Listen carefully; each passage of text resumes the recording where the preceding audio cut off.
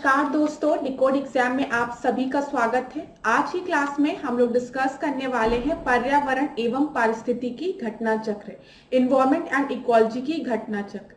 ये इस सीरीज की 9th क्लास है। तो अगर अभी तक आपने 8 क्लासेस को नहीं देखा है तो आप प्लेलिस्ट में जाइए, इन क्लासेस को जरूर एक बार देखिए। परीक्षा की दृष्टि से बहुत ही महत्वपूर्ण क्लासेस हैं ये, तो एक बार इसका अध्ययन आप लोग जरूर करिए। चलिए आज की क्लास को स्टार्ट करेंगे हम मेरे साथ ऐश्वर्या सिंह के साथ। आज की क्लास को स्टार्ट करने से पहले मैं थोड़ी सी इंफॉर्मेशन आप लोगों को दूंगी फाउंडेशन कोर्स की, जो कि डिकोड एग्जाम आप लोगों के लिए लेकर आया है। इस फाउंडेशन कोर्स में एंटायर आरओ एआरओ के सिलेबस को कवर किया गया है थ्रू वीडियो लेक्चर्स। यहाँ पर आपको नोट्स पीडीएफ के फॉर्मेट में प्रोवाइड की जाएगी, आपको टेस्ट सीरीज प्रोवाइड की जाएगी जहां पर आप अपने परफॉर्मेंस को इवैल्यूएट कर सकते हैं।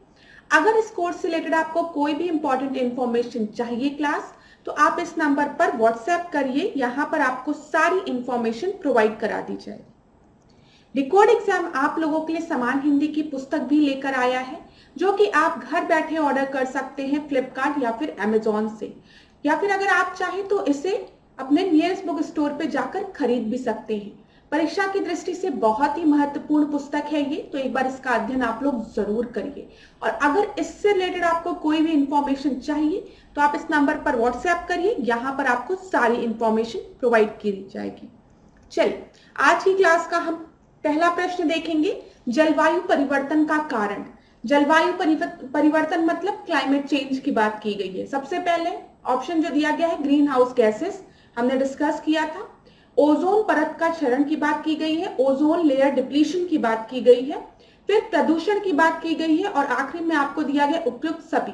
तो आप सभी को पता है यहाँ पर जितने भी ऑप्शन आपको दिए गए हैं ये सारे रिस्पॉन्सिबल हैं क्लाइमेट चेंज के लिए, जलवायु परिवर्तन के लिए।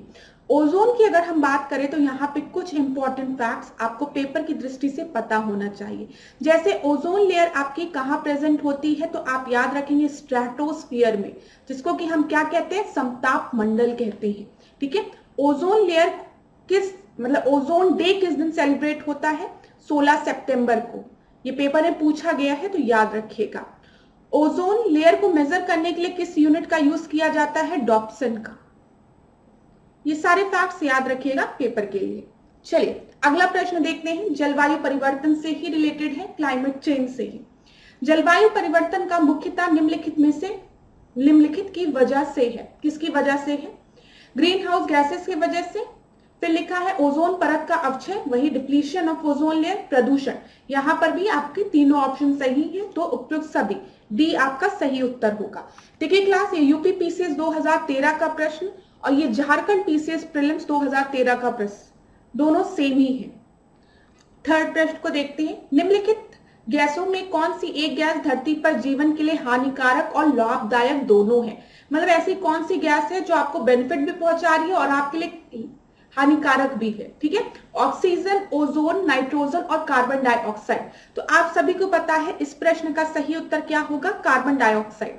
कार्बन डाइऑक्साइड की अगर हम बात करें तो आपको पता है कि प्रकाश संश्लेषण की जो क्रिया होती है, फोटोसिंथेसिस प्रोसेस जो होता है, जिसके के थ्रू प्लांट्स पादप अपना भोजन बनाते हैं, उस क्रिया में सबसे बड़ा योगदान किस गैस का होता है, कार्बन डाइऑक्साइड का होता है। क्योंकि प्रकाश संश्लेषण क्रिया में जो भी प्लांट्स होते हैं, जो भी पादप होते हैं, वो कार्बन डाइऑक्साइड को एब्जॉर्ब करते हैं ना, और ऑक्सीजन को रिलीज करते हैं। तो जब भी हम प्रकाश संश्लेषण की बात करेंगे तो उसमें एक महत्वपूर्ण गैस आपकी क्या होती है, कार्बन डाइऑक्साइड होती है। ठीक है, लेकिन जब ग्लोबल वार्मिंग की हम बात करते हैं तो ग्रीन हाउस गैस की जब हम बात करते हैं तो वहां पर भी आपकी कार्बन डाइऑक्साइड होती है, जिसकी की वजह से ग्लोबल वार्मिंग हो रही है। ठीक है, ये पता है आपको, तो यहाँ पर डी आपका सही उत्तर होगा। चौथे प्रश्न को देखते हैं, निम्नलिखित कथनों में से कौन सा कार्बन निषेचन को सर्वोत्तम वर्णित करता है। कार्बन फर्टिलाइजेशन की बात यहाँ पर की गई है। पहला ऑप्शन देखते हैं, वायुमंडल में कार्बन डाइऑक्साइड की बढ़ी हुई सांद्रता के कारण बढ़ी हुई पादप वृद्धि। ठीक है। दूसरा है वायुमंडल में कार्बन डाइऑक्साइड की बढ़ी हुई सांद्रता के कारण पृथ्वी का बढ़ा हुआ तापमान। अब यहाँ पर जैसे ही कंसंट्रेशन ऑफ कार्बन डाइऑक्साइड पृथ्वी पर बढ़ेगा, हमको आप सभी को पता है, ठीक है, तो उससे क्या होता है, ग्लोबल वार्मिंग होती है, ना कि कार्बन फर्टिलाइजेशन होता है। तो बी वाला तो नहीं होगा। तीसरा देखते हैं, वायुमंडल के कार्बन डाइऑक्साइड की बढ़ी हुई सांद्रता के परिणाम स्वरूप महासागरों की बढ़ती हुई अम्लता। फिर आखिरी आपको दिया गया है, वायुमंडल में कार्बन डाइऑक्साइड की बढ़ी हुई सांद्रता के कारण द्वारा हुए जलवायु परिवर्तन के अनुरूप पृथ्वी पर सभी जीवधारियों का अनुकूलन। यहाँ पर याद रखिएगा, जब भी हम कार्बन फर्टिलाइजेशन की बात करते हैं तो यहाँ पर क्या कहा जाता है कि कार्बन डाइऑक्साइड का जो कंसेंट्रेशन है, जो सांद्रता है, जैसे वो बढ़ेगा वैसे ही जो पादप की वृद्धि है वो भी होगी, प्लांट्स की ग्रोथ भी आपकी ज्यादा होगी। यहाँ पर इंग्लिश में भी इसको एक बार देखिए, कार्बन फर्टिलाइजेशन की बात की गई है। बोला गया है कि increased in plant growth due to increased concentration of carbon dioxide in the atmosphere. और अभी थर्ड स्लाइड में जब मैंने आपको एक्सप्लेन किया था तो मैंने आपको बताया था, अगर CO2 का कंसेंट्रेशन बढ़ेगा तो मतलब फोटोसिंथेसिस की क्रिया और आसान हो जाएगी प्लांट्स के लिए, क्योंकि प्लांट्स को प्रकाश संश्लेषण के लिए जो सबसे बड़ी गैस की आवश्यकता होती है वो है carbon dioxide in the presence of sunlight. लेकिन ये याद रखिएगा, सौर्य की किरणें भी बहुत इंपॉर्टेंट रोल प्ले करती है, तभी इसको प्रकाश संश्लेषण कहते हैं, फोटोसिंथेसिस कहते हैं, ठीक है, कि आपके सन के प्रेजेंस में, ठीक है, प्रकाश संश्लेषण हो रहा है। इसमें CO2 गैस प्लांट्स एब्जॉर्ब कर रहे हैं और ऑक्सीजन को रिलीज कर रहे हैं। तो जितना ज्यादा कंसेंट्रेशन आपका होगा उतना ही ज्यादा प्लांट ग्रोथ होगा, और इसी को हम क्या कहते हैं, कार्बन फर्टिलाइजेशन कहते हैं। तो यहाँ पर आपका ए ऑप्शन जो है वो एकदम सही है। देखिए लिखा भी है, जब कार्बन उत्सर्जन में कार्बन डाइऑक्साइड की मात्रा वातावरण में इतनी बढ़ जाती है कि उसकी वजह से पौधे में प्रकाश संश्लेषण की जो दर होती है या फोटोसिंथेसिस का जरूरत जो होता है वो भी बढ़ जाता है। तो कार्बन डाइऑक्साइड की मात्रा बढ़ने से पौधों में प्रकाश संश्लेषण या फोटोसिंथेसिस की, यहाँ पे सिंथेसिस करिए क्लास, ये फोटोसिंथेसिस की दर बढ़ जाती है और ये कार्बन निषेचन कहलाता है। समझ में आ गया होगा, कार्बन फर्टिलाइजेशन, ठीक है। मैंने आपको आसान शब्दों में भी समझा दिया है, तो स्लाइड पढ़ने की जरूरत नहीं है। चलिए पांचवें प्रश्न को अब हम देखते हैं। निम्नलिखित में से कौन से जलवायु परिवर्तन के प्रमुख कारण हैं? ठीक है, क्लाइमेट चेंज की ही बात की गई है और प्रमुख कारण क्या क्या है। देखिए, जीवाश्म ईंधन का अत्यधिक प्रज्वलन, ठीक है, तेल चलित स्वचालित की संख्या विस्फोटन, सौर धधक में वृद्धि, अत्यधिक वनोन्मूलन। तो यहाँ पर अब हम इसको इंग्लिश में भी एक बार देख लेते हैं। क्लाइमेट चेंज की बात की गई है, बोला गया है फॉसिल फ्यूल, ज्यादा से ज्यादा फॉसिल फ्यूल बर्न करने की वजह से क्लाइमेट चेंज होता है। Number of oil powered automatic explosion, ठीक है। फिर यहाँ पर इंक्रीज इन सोलर फ्लेयर्स की बात की गई है, एक्सेसिव डिफॉरेस्टेशन की बात की गई है। देखिए क्लास, प्रदूषण को रोकने के लिए आप सभी को पता है सोलर एनर्जी को प्रमोट किया जा रहा है। आप लोगों से बोला जा रहा है कि सोलर एनर्जी का यूज करिए ना, क्योंकि ये एक रिन्यूएबल सोर्स ऑफ एनर्जी है, ठीक है, इससे प्रदूषण नहीं होगा।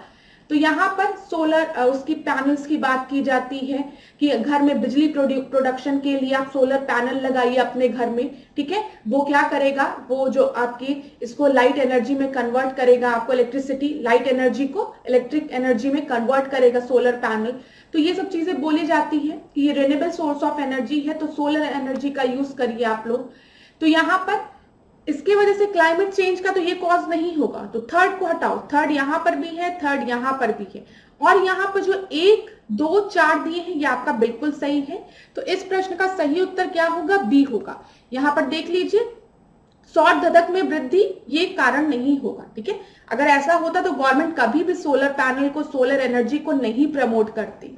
तो यहाँ पर आपका सही उत्तर क्या होगा, 1, 2, 4। चलिए, और आप सभी को पता है एक्सेसिव डिफॉरेस्टेशन भी क्लाइमेट चेंज का एक बहुत बड़ा रीजन है, इसलिए बार बार आपसे बोला जाता पेड़ लगाओ, पौधे लगाओ, एफॉरेस्टेशन को प्रमोट करो। छठवां प्रश्न देखते हैं, निम्नलिखित पर विचार कीजिए। कार्बन डाइऑक्साइड, कार्बन मोनोऑक्साइड पहला दिया है, मीथेन, ओजोन, सल्फर डाइऑक्साइड। फसल जैव मात्रा के अवशेषों के दहन के कारण वायुमंडल में उपयुक्त में से कौन से निर्मुक्त होते हैं। तो यहाँ पर बोला गया है जब भी हम जो फसल जैव होते हैं उनको जब हम जलाते हैं तो कौन कौन सी गैसेस रिलीज होती है। तो यहाँ पर कार्बन मोनोऑक्साइड भी रिलीज होती है, मिथेन भी रिलीज होती है, ओजोन भी रिलीज होती है, सल्फर डाइऑक्साइड भी रिलीज होती है। तो डी आपका सही उत्तर होगा। क्लास यहाँ पर ये आईएएस प्रीलिम्स 2019 का प्रश्न है। मैंने आपको बताया ज्यादातर स्टूडेंट को इस प्रश्न में यही दिक्कत हो रही थी कि ओजोन शब्द दिया है तो ओजोन कैसे रिलीज होगा। ओजोन तो हम आज तक पढ़ते आए हैं कि ओजोन लेयर होती है जो कि स्ट्रेटोस्फीयर में है, आपके समताप मंडल में है। तो मैंने आपको बताया था वो आपका गुड ओजोन कहलाता है। जो स्ट्रेटोस्फीयर में ओजोन लेयर है आपकी वो गुड ओजोन है। वो गुड ओजोन क्यों है? क्योंकि वो यूवी रेस को हमारे पृथ्वी पर आने से रोक रही है। ठीक है, ये समझिए। लेकिन जब ये ओजोन आपके एटमॉस्फेयर में प्रेजेंट होगी, लोअर लेयर में ट्रोपोस्फियर में पहुंच गई, तो ये एक पॉल्यूटेंट की तरह एक्ट करती है, द्वितीय प्रदूषक की तरह एक्ट करती है ये, जो कि हार्मफुल होती है। ठीक है, इसको मैं सेकेंडरी पॉल्यूटेंट क्यों कह रही हूं? ये सेकेंडरी पॉल्यूटेंट इसलिए है क्योंकि ये दो प्राइमरी पॉल्यूटेंट के साथ मिलकर बनता है या कुछ चेंजेस के बाद बनता है। और प्राइमरी पॉल्यूटेंट जो प्राथमिक प्रदूषक होते हैं वो प्रदूषक होते हैं जो डायरेक्टली सोर्स से एमिट हो रहे हैं। जैसे आपने कोयला जलाया तो कार्बन डाइऑक्साइड गैस निकली। ठीक है, अब वही कार्बन डाइऑक्साइड गैस और चीजों के साथ रिएक्ट करके और पॉल्यूटेंट्स बनाई, प्रदूषक बनाई, तो वो आपके सेकेंडरी पॉल्यूटेंट्स में आते हैं। ठीक है, तो यहां पर इतना याद रखिए कि 1, 2, 3, 4 आपका सही उत्तर है। और ओजोन वाला डाउट अपना क्लियर कर लीजिएगा, गुड ओजोन और बैड ओजोन। चलिए 7वें प्रश्न को अब हम देखते हैं। निम्नलिखित में से कौन सी गैस ग्लोबल वार्मिंग के लिए ज्यादा जिम्मेदार है? यह हमने पहले भी डिस्कस किया है आपसे। Nitrogen, methane, carbon dioxide, carbon monoxide. और आप सभी को पता होगा यहाँ पर सही उत्तर क्या है? Carbon dioxide. ठीक है, चलिए 8वें प्रश्न को देखिए। वैश्विक ऊष्मन उत्सर्जन के कारण होता है। ठीक है, किनके कारण होता है? नाइट्रोजन के, कार्बन डाइऑक्साइड के, कार्बन मोनोऑक्साइड के, कि हाइड्रोजन के? तो आप सभी को पता है जब भी हम ग्लोबल वार्मिंग की बात करेंगे या फिर ग्रीन हाउस गैसेस की बात करेंगे, जैसे ही आपको कार्बन डाइऑक्साइड दिखता है तुरंत टिक मारेंगे आप, बिना कुछ सोचे समझे। बी आपका सही उत्तर है। अब यहाँ पर 9वें प्रश्न को हम देखते हैं। भूमंडलीय ऊष्मन की आशंक वायुमंडल में बढ़ती हुई सांद्रता के कारण बढ़ रही है। अब यहाँ पर फिर वही प्रश्न देखिए कितनी बार रिपीट हो रहा है।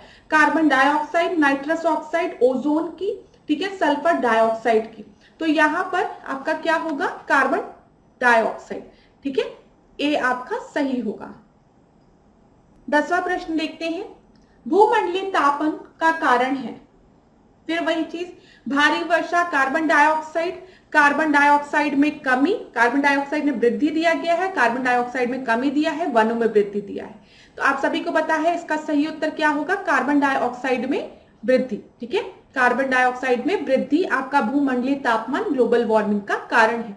वनों में वृद्धि करेंगे तो मतलब एफॉरेस्टेशन की आप बात करें, ज्यादा वन लगाने की बात करें, तो ये तो एक अच्छी चीज हुई ना। तो कार्बन ये हो गया। चलिए 11वां प्रश्न देखते हैं। निम्नलिखित में से किसे वायुमंडल के प्राकृतिक संतुलन के लिए कार्बन डाइऑक्साइड की उपयुक्त सांद्रता मानी जाती है? तो बचपन से ही हम पढ़ते आ रहे हैं क्या?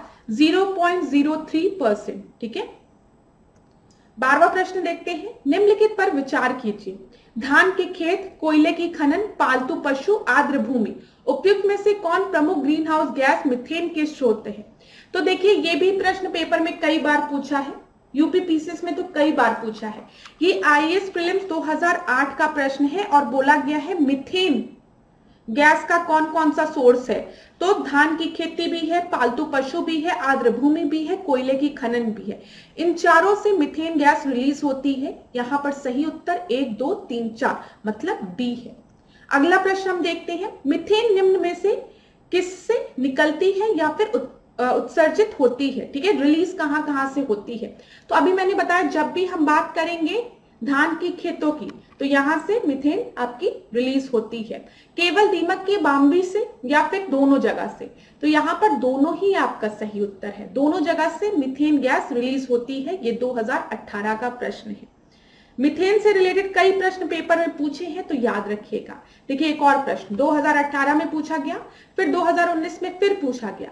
गैस जो धान के खेत से उत्सर्जित होती है तथा भूमि के तापमान में वृद्धि करती है वह है। अब आप सभी को पता है कि जो मीथेन है वो धान के खेत से आपके उत्सर्जित होती है, रिलीज होती है, और ग्लोबल वार्मिंग के लिए भी ये रिस्पॉन्सिबल है, ग्रीन हाउस गैसेस में भी आती है ना। तो यहाँ पर आपका सही उत्तर क्या हो जाएगा, डी हो जाएगा। क्लास ये सब बहुत ही आसान प्रश्न है, किस तरीके से पेपर में रिपीट होते हैं देखते चलिए। फिर यूपीपीसीएस 2017 के मेंस का प्रश्न है, ये मेंस लिखा हुआ है। धान के खेतों से उत्पन्न होने वाली गैस जो कि भूमंडलीय तापक्रम वृद्धि से संबंधित है वह कौन सा है। तो आप सभी को पता है धान की खेती में उत्पन्न होती है मीथेन, और ग्लोबल वार्मिंग के लिए भी रिस्पॉन्सिबल है, ये एक ग्रीन हाउस गैस है। तो यहां पर आपका सही उत्तर हो गया बी। अगला प्रश्न देखते हैं हम। अगला प्रश्न देखिए, फिर वही प्रश्न नहीं, हाँ फिर वही प्रश्न। निम्नलिखित फसलों में से कौन सी एक मीथेन और नाइट्रस ऑक्साइड दोनों का सर्वाधिक महत्वपूर्ण मानवभवी स्रोत है। तो यहां पर आपसे क्या बोला गया है कि एंथ्रोपोजेनिक सोर्स की बात की गई है, ठीक है, of methane and nitrous oxide. तो कपास, धान, गन्ना या फिर गेहूं। और कितनी बार हमने इस चीज को डिस्कस किया है कि धान के खेत में मीथेन रिलीज होती है। अगर आपको इतना पता है तो आप कॉमन सेंस लगा के इस प्रश्न को आराम से कर सकते हैं, जरूरत भी नहीं है ज्यादा परेशान होने की। ज्यादा बुद्धि लगाएंगे तो पेपर में परेशान हो जाएंगे। और ये देखिए, ये यूपीएससी प्रीलिम्स 2022 का प्रश्न है, ठीक है। तो कहां से, पैडी, ठीक है, धान के खेत से। चलिए अगला प्रश्न हम देखते हैं। जुगाली करने वाले पशुओं से ग्रीन हाउस गैस का निस्सरण होता है। ये उत्तराखंड पीसीएस प्रीलिम्स 2005 का प्रश्न है। तो इसका भी उत्तर क्या है बताइए। कार्बन डाइऑक्साइड है, मीथेन है, सीएफसी है या फिर नाइट्रस ऑक्साइड है। आप में से ज्यादातर बच्चों ने आंसर दे दिया होगा। इस प्रश्न का भी सही उत्तर क्या है, मीथेन है।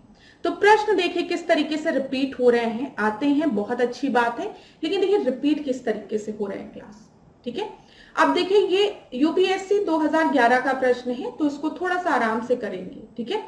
एक बार क्या करिए, वीडियो को पॉज करिए, हिंदी में पढ़िए फिर इंग्लिश में भी पढ़िएगा।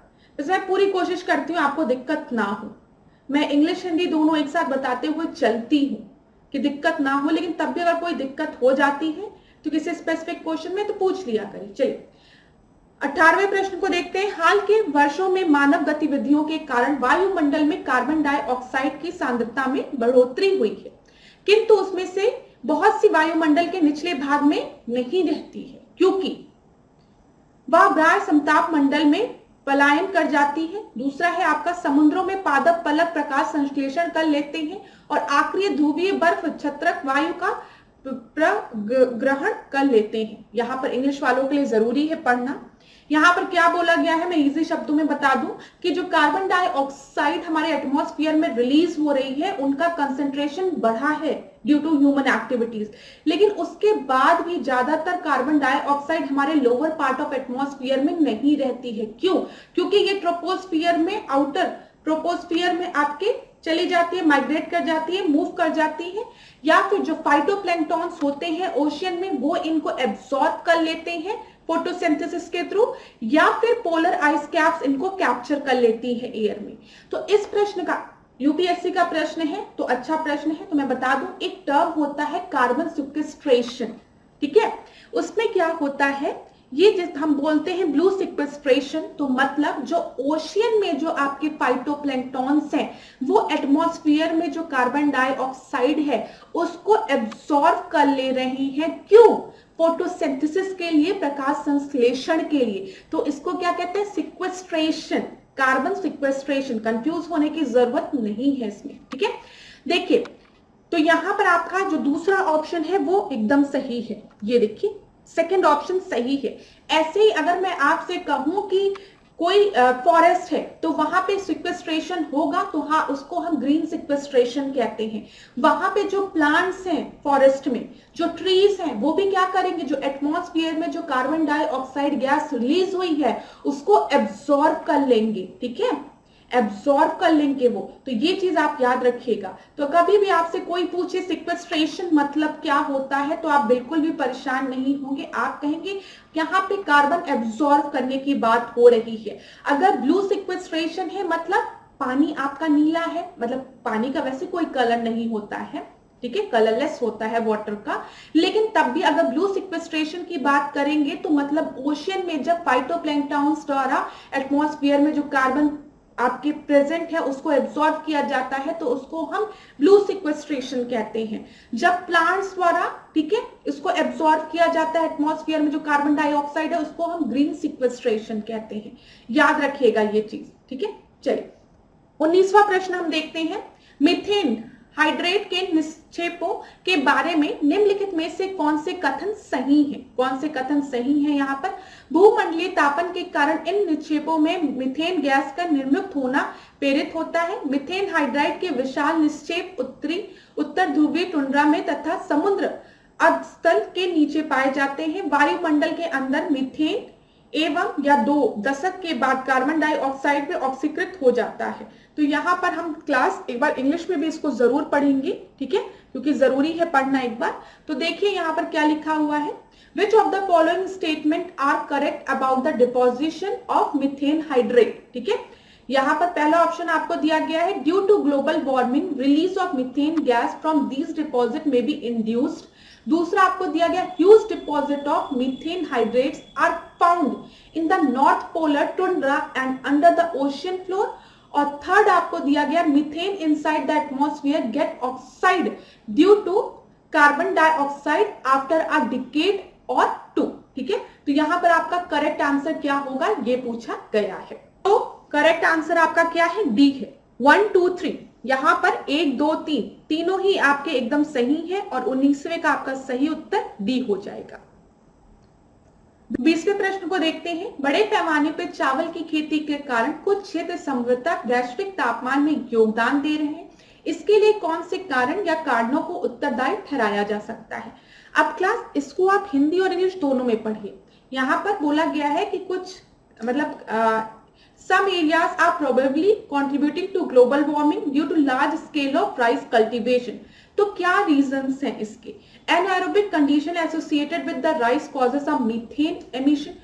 अभी मैंने आपको कितनी बार बताया है, जब भी धान की खेती की हम बात करेंगे तो धान की खेती में कौन सी गैस रिलीज होती है? मीथेन गैस रिलीज होती है, आप सभी को पता है। दूसरा ऑप्शन दिया गया when nitrogen based fertiliser are used nitrous oxide is emitted from the depleted soil. ये भी आपका एकदम सही है। ठीक है, तो यहाँ पर दोनों ही ऑप्शन आपकी सही है, क्योंकि आपको पता है धान की खेती की बात आएगी तो मीथेन के रिलीज होने की बात आएगी।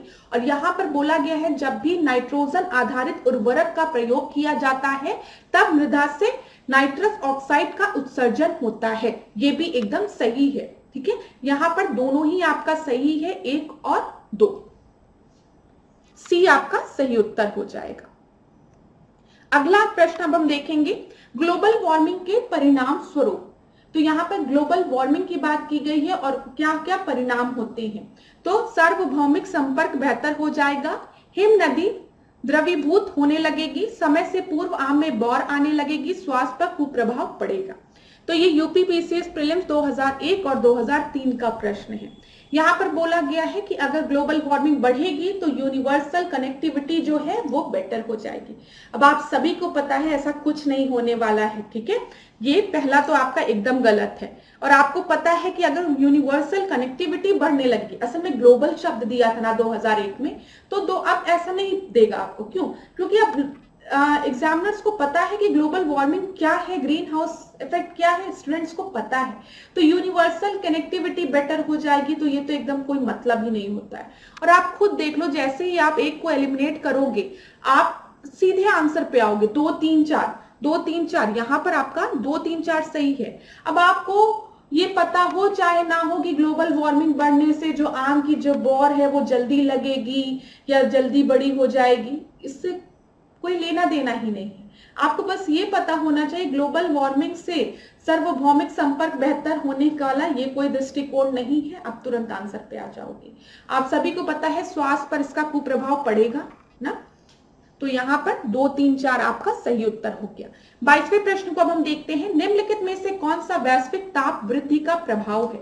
ग्लोबल वार्मिंग का प्रभाव है। फिर वही बात, समुद्री जल तल का बढ़ना। अब आप सभी को पता है जब ग्लोबल वार्मिंग होगी तो जो आपके जो वाटर आपके फ्रीज हैं, ठीक है, जो पोलर एरियाज में आइलैंड्स में जो वाटर फ्रीज हैं आपके तापमान बढ़ने के कारण वो मेल्ट होने लगेंगे, और जब वो मेल्ट होने लगेंगे तो जो सी लेवल है वो आपका बढ़ने लगेगा। इसीलिए जो आपके कोस्ट में, जो समुद्री तट पे या फिर जो तट पे जो आपके जितने भी सिटीज हैं वो डूबने लगेंगी। ग्लोबल वार्मिंग क्या है? आप ऐसे समझिए, जैसे ही अर्थ का तापमान जो है वो बढ़ने लगेगा तो जो भी वाटर आपके आइस के फॉर्म में है, जमे हुए हैं, बर्फ के फॉर्म में है, वो पिघलने लगेंगे, और जैसे ही वो पिघलेंगे जो पानी का जो लेवल है पृथ्वी पे वो बढ़ने लगेगा, और कोस्टल एरियाज में, तट पे जितने भी आपके शहर हैं सब डूब जाएंगे। पानी में जो आपके छोटे छोटे आइलैंड है वो भी डूबने लगेंगे। ठीक, यही चीज हो रहा है। तो समुद्री जल का बढ़ना एकदम सही है, हिम नदी का पिघलना एकदम सही है, बीमारियों का फैलना सही है, प्रवाल भित्तियों का विरंजन होना, कोरल ब्लीचिंग होना, ये भी आपका सही है। तो यहाँ पर 1, 2, 3, 4 आपका सही उत्तर होगा। याद करिए, मैंने प्रवाल भित्ति के बारे में आपको बताया था कि कोरल रीफ के बारे में बताया था, ठीक है, कि कोरल रीफ को एक स्पेसिफिक टेम्परेचर चाहिए सर्वाइवल के लिए। ठीक है, दूसरी चीज मैंने आपको बताई थी कि अगर इनकी जो कंडीशंस है सर्वाइवर के लिए वो उनको नहीं मिलेंगे तो इन पे जो एल्गीज आपके बैठते हैं वो इनको रीफ्स को छोड़ने लगते हैं, जिसकी वजह से इनका जो रंग है वो आपको सफेद दिखने लगता है। इसी को कोरल ब्लीचिंग कहते हैं। ये चीज बहुत अच्छे से डिस्कस की गई थी टेस्ट सीरीज में, अभी और डिस्कस करेंगे। 1 मिनट क्लास, 1 मिनट का समय दीजिए, गलती से एंड हो गया है। 22वें प्रश्न पे हम आते हैं।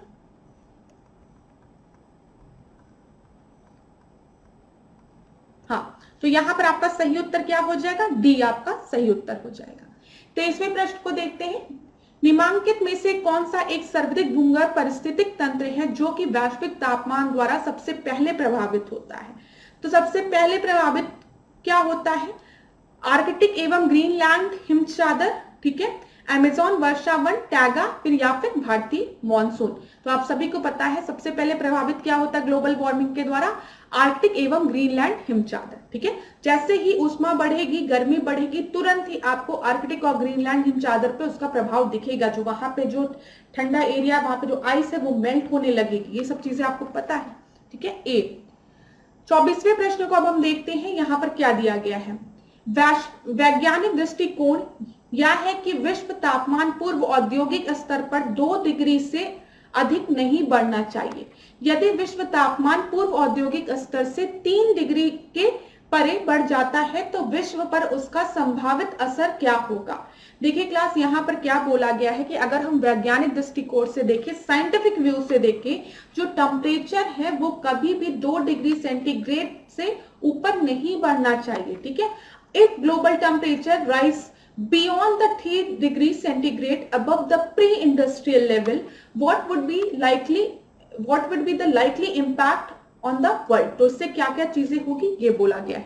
ठीक है, अगर 3 डिग्री से ज्यादा बढ़ गया तो देखते हैं, स्थलीय जीव मंडल एक नेट कार्बन स्रोत की ओर प्रवृत्त होगा, विस्तृत प्रवाल मृत्यता घटित होगी, सभी भूमंडलीय आर्द्र भूमि स्थायी रूप से लुप्त हो जाएगी, अनाजों की खेती विश्व में कहीं भी संभव नहीं होगी।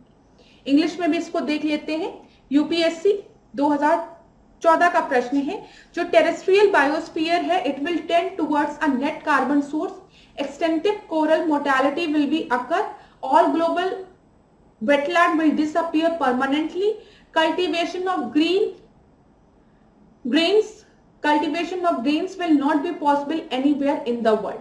अब क्लास समझिए, यहां पर ना इसको देखिए, यूपीएससी में एक चीज बोली जाती है, कभी भी जब कोई सेंटेंस बहुत एक्सट्रीम हो तो ज्यादातर चांसेस होते हैं कि वो गलत है।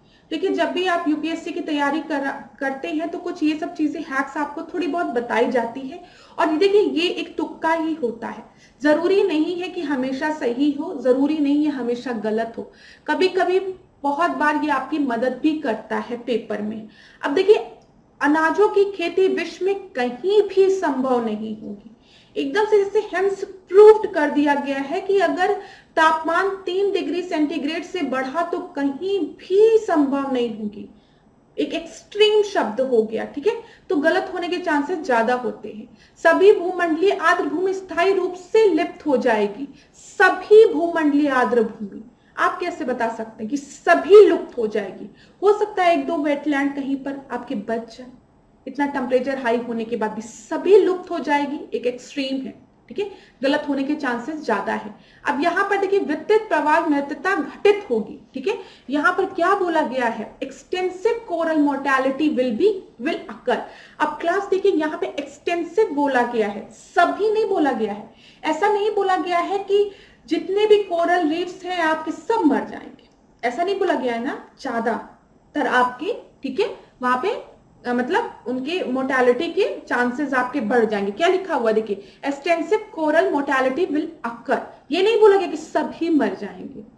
तो ये एक तरीका होता है जो मैं आपको बता रही हूं। तो कभी भी ऐसे प्रश्न किया करिए तो देखा करिए।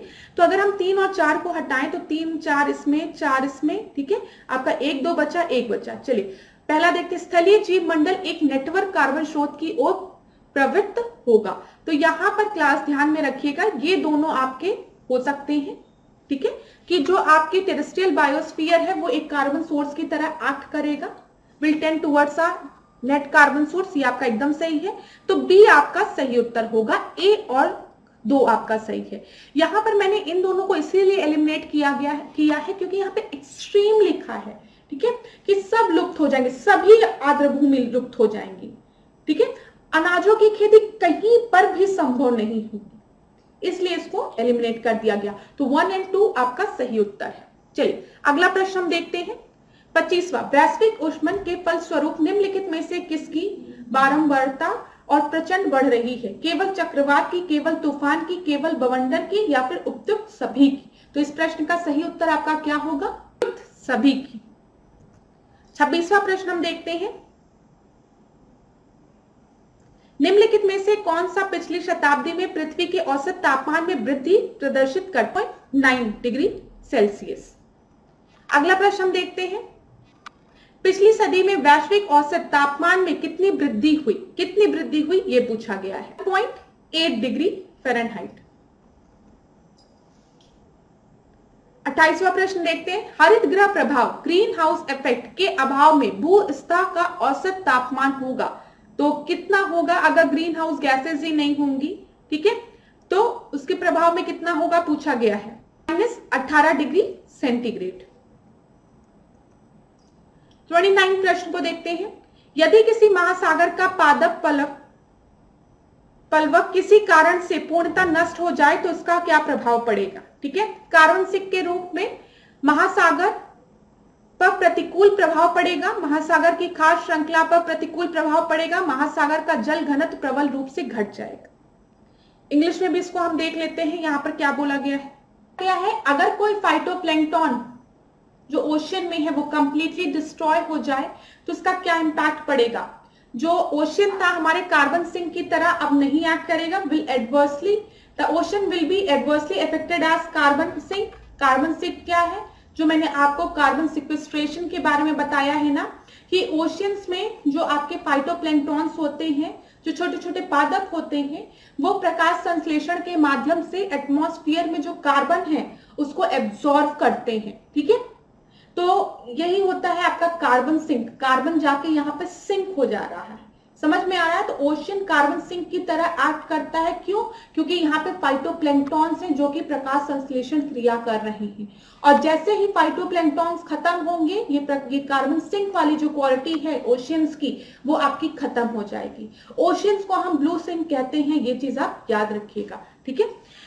दूसरा देखिए, food chain of ocean will be adversely affected, एकदम सही है, एकदम सही है। यहाँ पर जो फूड चेन है, जो खास श्रृंखला है, वो आपकी अफेक्टेड होगी।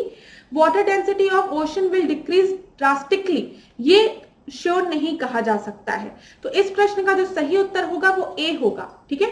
29 का आपका सही उत्तर क्या है? ए इसका सही उत्तर है, याद रखिएगा। प्रश्न को अब हम देखते हैं, चलिए यहाँ पर देख लेते हैं, इंग्लिश और हिंदी दोनों में दिया गया है। ग्लोबल ताप वृद्धि से रिलेटेड है, ग्लोबल वार्मिंग से रिलेटेड है। पहला स्टेटमेंट दिया है कि अगर ग्लोबल ताप वृद्धि जो है वो सबसे महत्वपूर्ण परिणाम यह है कि ध्रुवीय बर्फ की जो टोपियां हैं वो आपकी पिघलने लगेगी। यहाँ पर क्या बोला गया है क्लास, ग्लोबल वार्मिंग का एक कॉन्सिक्वेंस ये है कि जो पोलर आइस कैप है वो मेल्ट होने लगेगी और सी लेवल जो है वो बढ़ने लगेगा। आप सभी को पता है ये आपका सही है। तो यहाँ पर हम देख लेते हैं ये तीनों हो सकता है आपका। दूसरा देखते हैं, अगर ग्लोबल वार्मिंग का जो यदि ग्लोबल ताप वृद्धि के वर्तमान स्तर पर नियंत्रण नहीं किया गया तो वर्ष 2070 तक समुद्र की सतह 1 मीटर तक बढ़ना संभावित है। फिर विश्व के समस्त मूंग के द्वीप डूब जाएंगे। यहाँ पर क्या बोला गया है, जितने भी आपके कोरल आइलैंड है वो आपके डूब जाएंगे अगर ग्लोबल वार्मिंग इतनी तेजी से बढ़ी। और आखिरी आपको दिया गया है, यह संभावना है कि वर्ष 2044 तक फिजी डूब जाएगा और समुद्र तल के बढ़ने से इस वर्ष तक नीदरलैंड पर एक गंभीर संकट छा जाएगा। तो ये एक आर्टिकल से पूरा इन्होंने ऐसे एज इट इज लिख दिया है और यहाँ पर आपका सही उत्तर क्या है, 1, 3, 4। ठीक है, 1, 3, 4 आपका सही उत्तर है। चलिए अगला प्रश्न हम देखते हैं, निम्नलिखित में से कौन सी एक ग्रीन हाउस गैस नहीं है? तो आप सभी को पता है कार्बन डाइऑक्साइड है, मीथेन है, नाइट्रस ऑक्साइड है, लेकिन ऑक्सीजन नहीं है। ठीक है, आज कार्बन डाइऑक्साइड के उत्सर्जन में सर्वाधिक योगदान करने वाला देश कौन सा है? तो बताइए, चाइना है सर्वाधिक योगदान करने वाला। निम्नलिखित में से कौन सा विश्व का सबसे बड़ा ग्लोबल कार्बन उत्सर्जक है? कौन है? चाइना है। निम्नलिखित में से किस देश को दुनिया में कार्बन निगेटिव देश के रूप में माना जाता है? कार्बन निगेटिव देश के रूप में माना जाता है, देखिएगा। तो यहां पर उत्तर क्या होगा? भूटान। 35वें प्रश्न को देखते हैं, 2050 के लिए नेट जीरो लक्ष्य के संदर्भ में निम्नलिखित में से कौन से कथन सही है? ये यूपीपीसीएस 2021 का प्रश्न है। इसका अभिप्राय ये है कि देश को 2050 तक उसके उत्सर्जन को शून्य तक नीचे लाना है। तो क्लास यहाँ पे शून्य नहीं दिया गया है, 1.5 डिग्री सेंटीग्रेड तक नीचे लाना है, ये है आपका। दूसरा आपको दिया गया है, इसका अभिप्राय यह है कि किसी देश के उत्सर्जन की क्षतिपूर्ति वातावरण से ग्रीन हाउस गैसेस का निराकरण तथा अवशोषण से होगी। तो यहाँ पर एक बार इंग्लिश में भी इसको पढ़ लें। यहाँ पे नेट जीरो टारगेट की बात की गई है 2050, यहाँ पे बोला गया 0 तक लाना है 2050 तक, ये आपका गलत है। 1.5 तक लाना है। और it means that a country emission will be compensated by neutralising and absorbing green house gases from the atmosphere. ये एकदम सही है। तो यहाँ पर आपका 2 सही उत्तर हो जाएगा, याद रखिएगा, केवल 2 आपका सही उत्तर है। 36 प्रश्न को देखते हैं, मानव की कौन सी क्रिया जलवायु से सर्वाधिक प्रभावित होती है? मत्स्य उद्योग, खनन, निर्माण या फिर कृषि? तो आप सभी को पता है कृषि। ठीक है, कृषि सर्वाधिक प्रभावित होगी।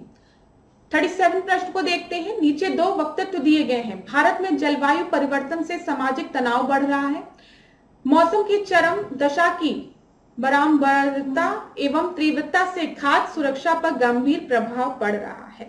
तो ये दोनों ही आपकी सही है। ठीक है, दोनों ही सही है। तो यहाँ पर 37 का ए आपका सही उत्तर हो जाएगा। एक प्रश्न को देखते हैं, निम्नलिखित में से कौन जलवायु परिवर्तन के खगोलीय सिद्धांतों से संबंधित नहीं है? खगोलीय सिद्धांतों से कौन सा नहीं संबंधित है, ये देखते हैं।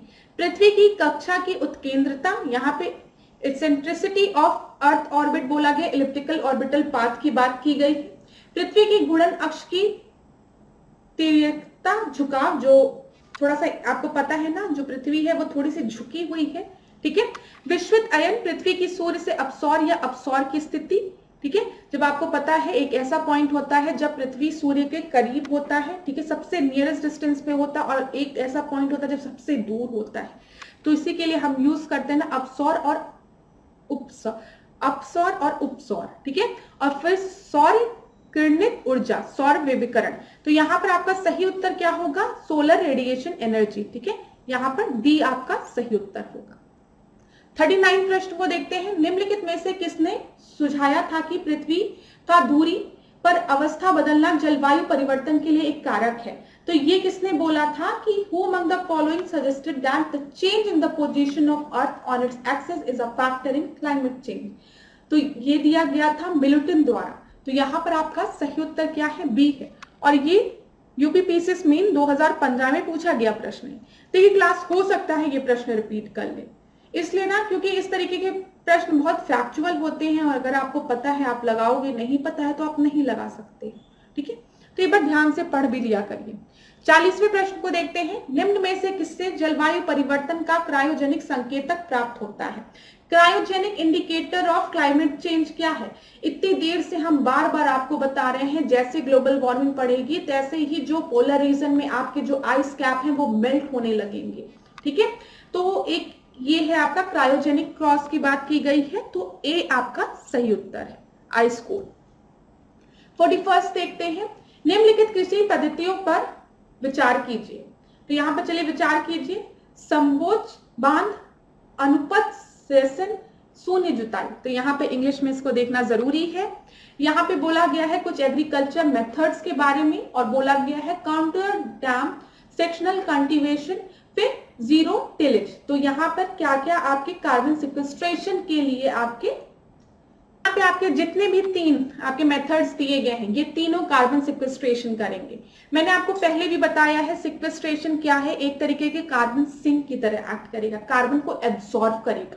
तो तीनों एग्रीकल्चर मेथड है और तीनों एग्रीकल्चर मेथड में कार्बन आपका एब्सॉर्ब होगा। तो यहां पर आपका सही उत्तर क्या है? सी, 1 2 3, 1 2 3। अगला प्रश्न हम देखेंगे जो कि काफी बड़ा है। तो आप क्या करिए क्लास, इसको पॉज करके एक बार पढ़ लीजिए, पॉज करके पढ़िए, समय लीजिए, आराम से पढ़िए। जलवायु अनुकूल कृषि की बात की गई है के लिए भारत की तैयारी के संदर्भ में निम्नलिखित कथनों पर आपको विचार करनी है और बताना है कौन सा सही है। भारत में जलवायु स्मार्ट ग्राम दृष्टिकोण अंतरराष्ट्रीय अनुसंधान कार्यक्रम जलवायु परिवर्तन कृषि एवं खाद्य सुरक्षा द्वारा संचालित परियोजना का एक भाग है। ठीक है, फिर यहाँ पर एक बार इंग्लिश में इसको देख लीजिए।